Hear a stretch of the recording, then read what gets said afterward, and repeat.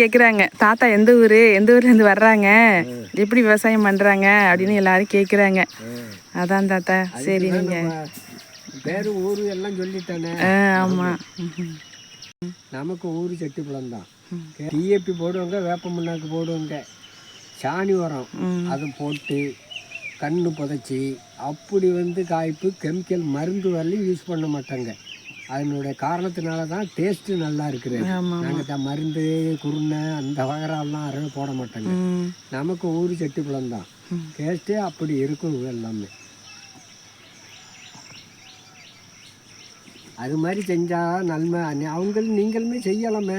செய்யறதா மருந்து உரம் எதுவும் இந்த சாணி உரம் டிஏபி வேப்ப முன்னாக்கு எல்லாம் கீழே பூமியில் குழிக்குள்ளேயே போட்டு தண்ணி பிடிச்சி கலப்பாக இருந்தாலும் ஒவ்வொரு காய் இருந்தாலும் அது டேஸ்ட்டுக்கு நல்லா வரும். நம்ம சொந்தத்துக்கு யூஸ் பண்ணிக்கலாம் இல்லை.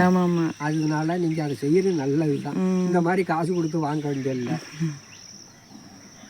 இருந்தாலும் உங்களோட அனுபவம் எங்களுக்கு வராதில்ல. அது வராது, அதை ஒத்துக்கிறேன். அதே நேரத்தில் புழுதி வாவுலாம் அதிகம் காய்க்காது. அதோட அறுத்துக்கிட்டு நாங்கள் நெல் வயலில் போடுறது களிமண் வாவு, அதனோட டேஸ்ட்டு தான் அப்படி வர்றது.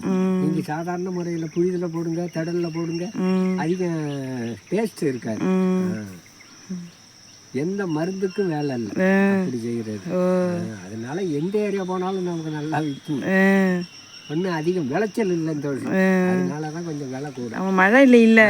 அப்படியே தசையெல்லாம் பூத்து போச்சு. புடலம் செடி, பாவை செடி எல்லாம் மஞ்சள் பூத்தது மாதிரி. சரி தாத்தா, ரொம்ப நன்றி தாத்தா.